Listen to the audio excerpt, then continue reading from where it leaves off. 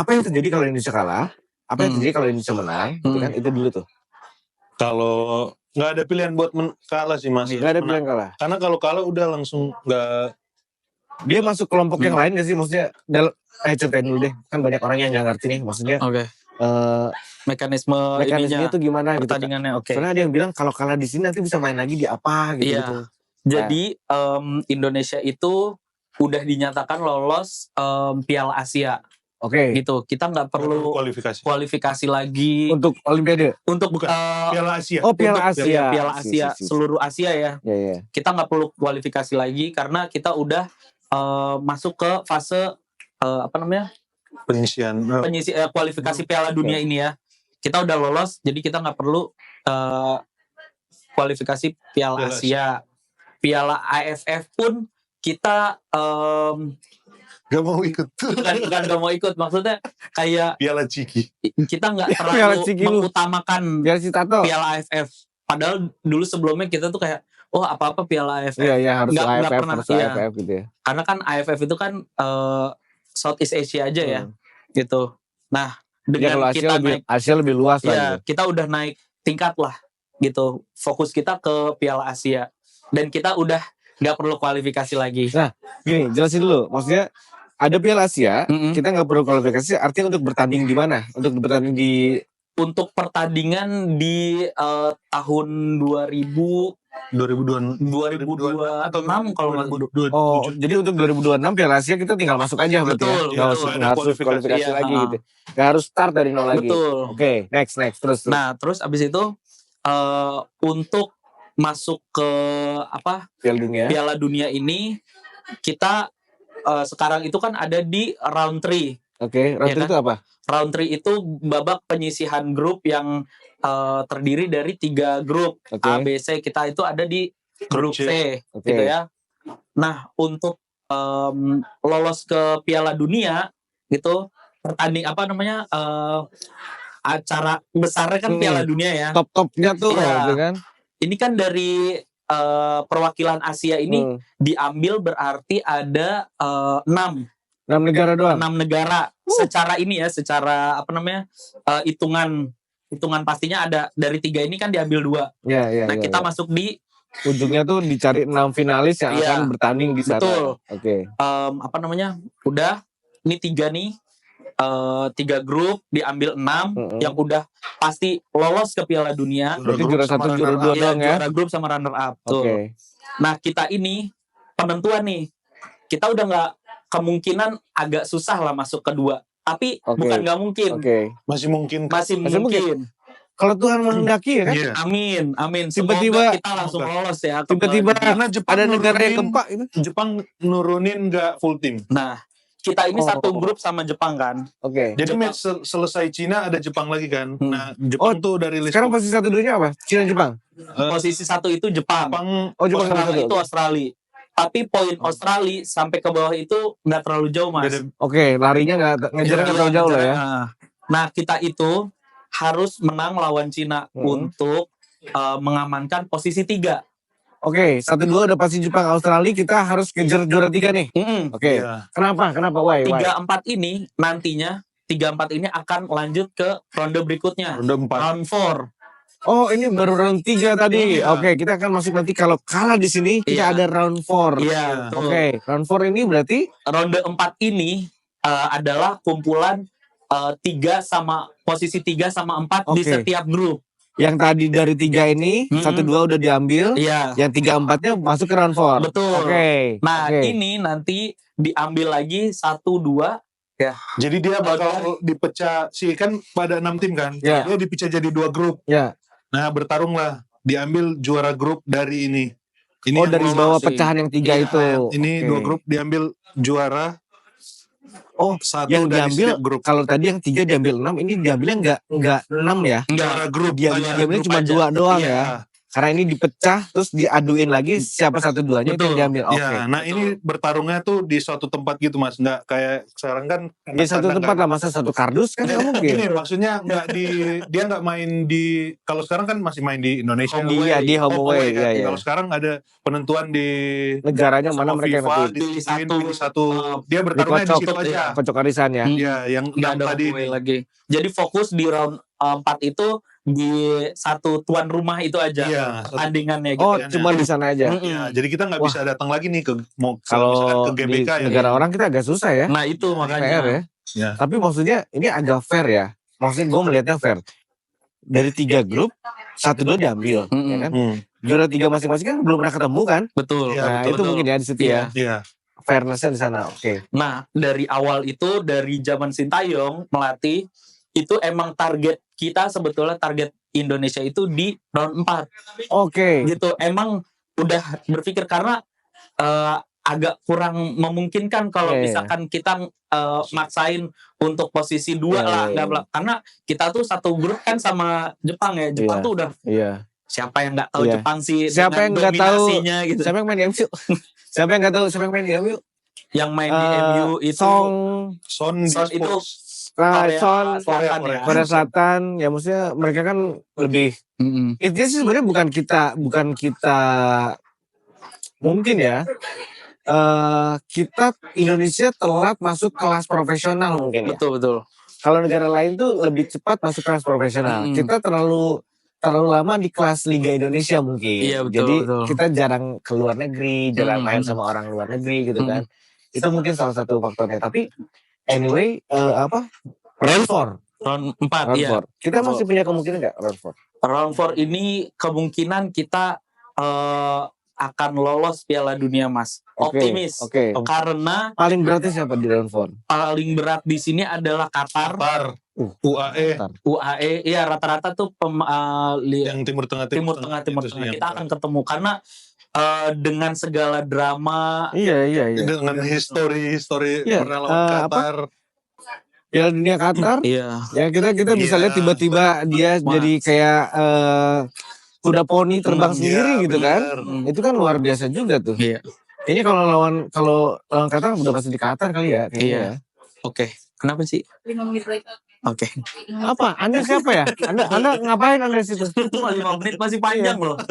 Iya. Boleh nggak 10 menit? Ya oke.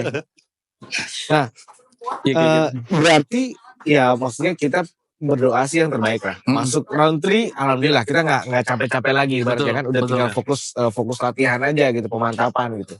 Round 4 pun ya sudahlah gitu ya, harus dihadapin. Cina ini berarti kita masih di pagelaran round 3 nih. Iya. Oke. Kemarin kan ada berita Patrick Kluivert nongkrong, ya kan nontonin Persik ya, Persik Iya. Itu dalam rangka apa tuh? Jadi gini, kalau pelatih, staf kepelatihan dan segala macamnya, mereka datang ke pertandingan liga lokal, dia itu untuk memantau pemain, Mas, karena setiap pertandingan yang akan dilakukan, kayak misalkan Indonesia lawan Cina, itu kan nanti ada pemilihan susunan pemain. Iya, kan? disusun lagi ya semua ya. Karena pelatih ini mesti masukin pemain-pemain lokal, nggak bisa pure pemain lokal. Iya, naturalisasi atau apa ya? Apa sih istilahnya?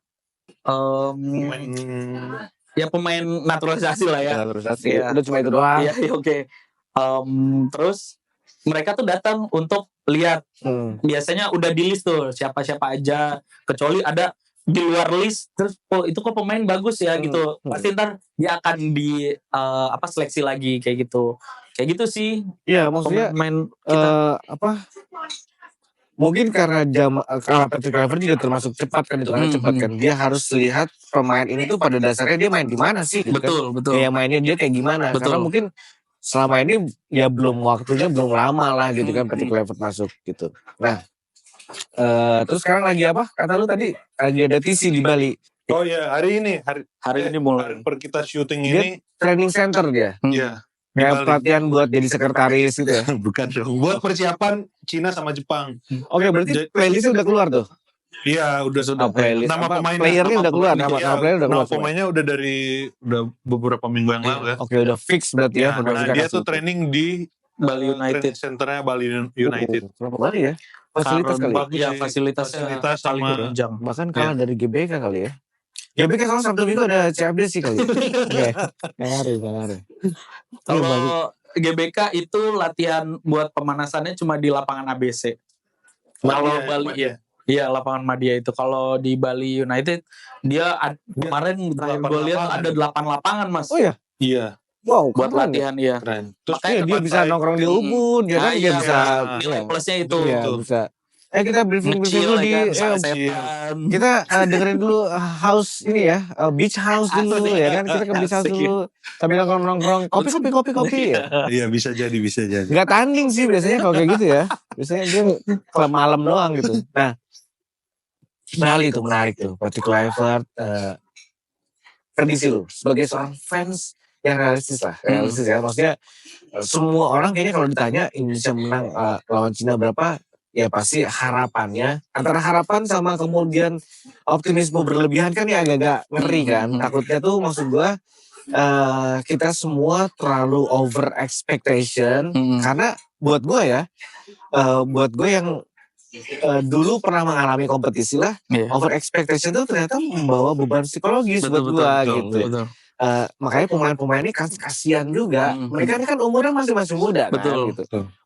Betapa beban seluruh rakyat Indonesia ini seolah-olah di pundak mereka tuh. Nah, jadi kita sebagai fans please jangan terlalu kasihan mereka. Mereka juga anak muda, mereka anak muda cuy gitu. Jadi jangan terlalu bego lu. Udahlah gitu. Calm down. Menurut lu para fans, pertandingan Indonesia Cina yang akan digelar di tanggal berapa ya? 5 Juni. GBK ya? GBK. Oke. Berarti mereka tandang mereka kesini ya? Karena kita udah kan kemarin di China dan kita kalah 2-1. Karena kita nggak pakai headset tadi. Iya itu. Kan sekarang tiba-tiba ada barongsai masuk ke tengah. Enggak ya? 3-0 Mas. 3-0. Kenapa? Alasan lu kenapa 3-0? 3-0 ini bukan sesuatu yang gampang gitu loh. Iya Mas, tapi nih kayak contoh Bahrain yang kemarin kita tuh peluang banyak. Peluang banyak. Tinggal di eksekusi ya terakhir ya. Mungkin karena sekarang tesnya tuh lebih lama dari yang Bahrain. Nah, bisa membangun chemistry, bisa. Nah, jadi yang peluang-peluang yang Bahrain kemarin bisa direalisasikan di lawan Cina. Kalau Cinanya main kayak Bahrain. Kalau belum itu tunjuknya kan. Iya benar. Ya tapi kan maksudnya Patrick Kluivert juga kan pasti ngeliat itu kan. Dia pasti juga punya. Gue pernah nonton satu film yang intinya tuh semua pelatih itu juga punya mata-mata tuh. Betul. Kemana-mana ngeliatin pemainan siapa, terus pemain ini gitu kan. Terus ya mereka punya, mungkin teman-teman dari BIN bisa bantuin kali ya. Pet, gini Pet nih, ini tuh gini. Itu kayaknya seru tuh, maksudnya kita mengerahkan semua daya kita gitu loh. Karena kalau Brin kan nggak mungkin karena tua-tua kan. Bin lah. Bin turun tangan oke lah. Yuk. Kalau gue paling optimis 2-0 Mas. 2-0. 2-0. Ngelihat apa ya? Pemain kita yang udah mungkin chemistry-nya udah mulai dapat nih. Mungkin tahu bisa lah ya. ngebangun serangan lebih baik. Kayak gitu. Tapi 2-0 ini juga bukan dapat dari hal yang mudah karena ngelihat Cina itu backnya bagus dan juga dia punya striker itu juga cukup oke gitu. Betul. Nah itu yang kita perlu harus antisipasi Mas. Iya dan itu 2-0 cukup sih. Kalau menurut gue salah satu kenapa akibatnya kita terlalu lambat untuk masuk ke dunia profesional gitu ya di bola itu, akibatnya tuh salah satunya karena jadi kita disiplinnya kurang. Nah ini kan faktor besar nih kalau kita ngomongin pemain sepak bola ya.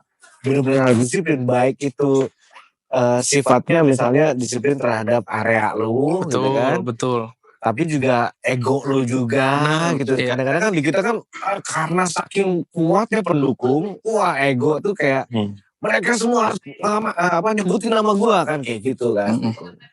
Harapan buat fans yang lain dan buat timnas kalau misalnya tiba-tiba Romani bisa dengar lu. Asik. Roman ini kayak orang tahu ya, Romli. Kalau di Betawi namanya Romli. Yang penting menang sih Mas. Pertama nih.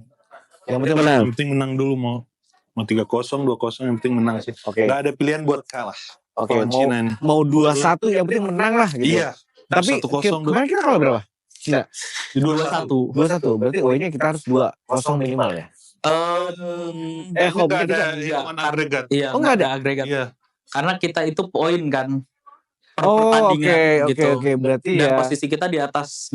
Bakal ada kayaknya head to head tapi hitungan poin dulu. Iya. Misalkan sama poin baru mulai dihitungin tuh. Tapi setelah itu lawan Bahrain menang kemarin. Yang lawan Bahrain menang. Yang di kanan kan draw. Kandang Bahrain draw. Terus yang ini menang. Lawan Cina kemarin kita kalah 2-1. Ya untuk secure 2-0 lah ya. Secure banget tuh 2-0 ya. Kalau 2-1 kayaknya kita masih ada minusnya berarti kan sebenarnya kan. Oke. Nah harapan lu buat timnas? Harapan buat timnas semoga kita bisa lulus piala dunia. Amin. Itu yang terpenting. Tadi harus menang nggak? Menang, optimis menang. Udah lolos piala dunia. Iya, gue juga berharap. Maksudnya gue bukan orang yang fanatik banget bola, cuma gue berharap Indonesia bisa menang piala dunia karena Indonesia ini butuh didengar sama negara lain. Kita butuh teman-teman kita dari luar negeri itu datang ke kita. Sehingga mereka pertama ya, kalau mereka datang ke kita nih, pertama mereka menggunakan rupiah. Jadi rupiah kita menguat, ya kan? Nah, kalau rupiah kita menguat, ekonomi kita agak terangkat nih teman-teman, ya kan? Jadi kita harus tunjukin sama dunia luar bahwa kita nih punya sesuatu. Kita punya potensi yang bisa dilirik sama orang-orang luar negeri. Ya, jadi buat para fans, ayo keraskan suaranya, satukan tujuannya. Kita dukung mereka, tapi jangan kasih mereka beban. Ya, kita dukung mereka untuk lu main yang terbaik. Kita tahu lu pasti akan main yang terbaik. Harapan buat PSSI. Harapan buat PSSI bisa membenahi liga lebih baik lagi. Bagus. Juga membina supporter supaya rusuh itu berkurang lah. Membina supporter supaya tidak rusuh. Tidak rusuh, ya. Dia orang Betawi cepet ya. Skip. Ya itu gitu juga Mas. Sama aja. Karena itu pentingnya yang misalkan gini. Misalkan nggak diperbaiki liganya, ya udah berarti kita bakal naturalisasi terus dong. Kan enggak. Jadi liganya diperbaiki. Tapi sekarang PSSI udah mulai. Sekarang tuh PSSI udah ada Liga 4. Nah di Tomohon tuh, jadi awalnya di Tomohon kayak timnya cuma 1 kan. Sekarang timnya sampai 3. Nah dia bermainnya di Liga 4 tuh. Nah gue setuju tuh, maksudnya kalau Tarkam yang berpotensi ini jadi liga aja udah gitu kan. Itu sekarang Liga 4 Mas namanya. Betul, karena kalau gue mengkritisi PSSI sebenarnya lebih ke gini. Ini budaya bertahun-tahun yang tidak hanya di PSSI ya. Di segala macam jenis sektor di Indonesia itu ada budaya KKN gitu. Nitip dia anaknya si ini, nitip dia anaknya si itu. Nah kalau kita zoom out gitu, kalau semuanya titipan bahaya ini. Kita kayak bisa ngeliat potensi-potensi yang paling bagus di daerah itu. Makanya kalau Liga Tarkam memang punya potensi ya, jadi liga aja diresmikan gitu kan. Itu bagus sih. Terus liga mahasiswa gitu kan. Yang mereka misalnya daerahnya nggak tahu di mana, dia tinggal di mana, tapi dia punya skill nih gitu kan. Untuk menyalurkan itu dia kan susah tuh. Kalau ada di liga mahasiswanya mungkin bisa jadi tuh kayak IBL juga kan start overnya juga dari mahasiswa dulu gitu kan, di jaringan desa. DBL. Oke, thank you Yogs, Mar. Kita akan ketemu lagi dan kita berdoa semoga timnas menang lawan Cina. Ya seperti yang kita dibilang ya, kalau kita bisa 3 alhamdulillah, 4 ya sudahlah gitu ya. Perjuangannya harus kita kejar lagi. Dan thank you sudah watching bareng sama TMS. Kita ketemu lagi di next.